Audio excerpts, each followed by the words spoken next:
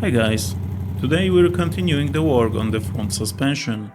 On the bench I've got the lower triple clamp with the steering stem. I was wondering if I could remove the old bearing just by cutting it, but I decided against it. I don't want to damage the stem, so instead I'm removing what's left on the bearing and I will knock off the race. For that I need a chisel. First you have to drive it in between the bearing race and the lower triple clamp. And after that, it should come off without much trouble.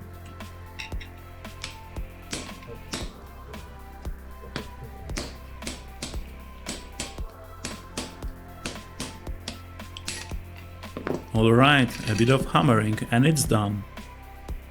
Now we can install the new bearing. First goes the dust seal, and right after that, the bearing. I kept the old bearing race, which I cut earlier, and I will use it as a driver to press the new one in. I slide the metal tube over the stem and start tapping it in.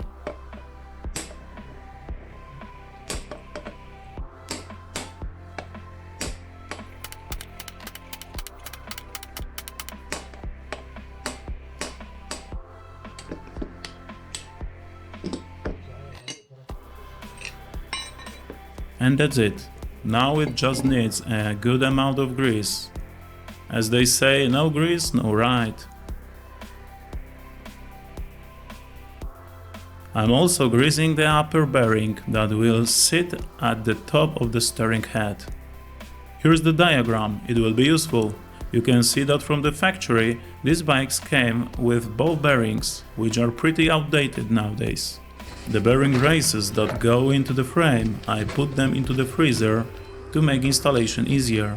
I didn't film removing the old ones, but it's not difficult. You just need a rod or a long chisel. The frame has small cutouts in the bearing seats, so you can rest your tool against the race and tap it out. As for installation, this is my first time doing it. I'm not a mechanic, but I think everything will be fine once the suspension is back together. For the final stage of driving the races in, I'm using the old bearing races again. Don't throw them away before installing the new ones, they're really useful.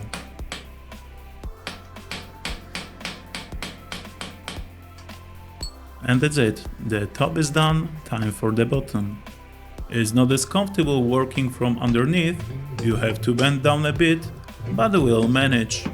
First, I lightly tap it in with a rubber mallet, then I switch to the old race and a regular steel hammer.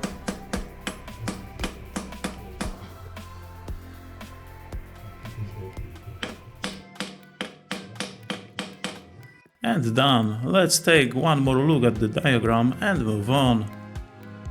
Before tightening everything up, make sure to grease the races properly. It's better to use too much grease than not enough. Once everything's greased, I can continue assembly. From the bottom I slide the steering stem up. And from the top I install the upper bearing with the dust seal above it.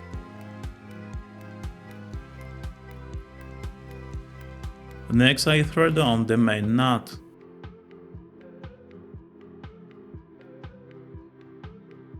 I will clean things up a bit and then tighten it to the correct torque.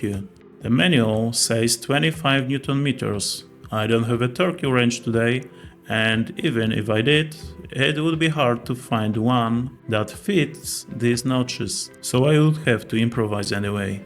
25 Nm isn't that much, so I'm tightening it by hand.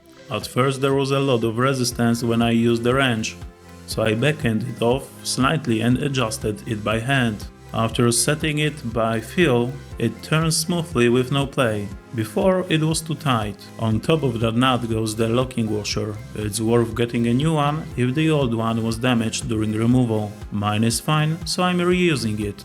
Then another nut threads on top of that, and I tighten it firmly using flat universal bicycle style wrenches.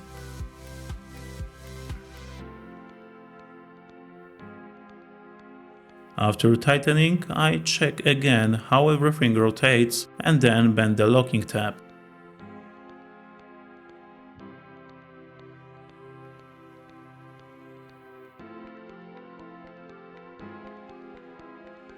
All that's left is to install the upper triple clamp and loosely tighten the final nut. It will be fully torqued only after the fork tubes are slid into the clamps.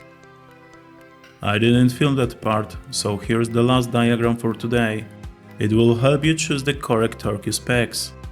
Soon there will be episodes about valve adjustment, which I'm currently working on, so consider subscribing if you're interested. That's it for today, thanks for watching and see you in the next one.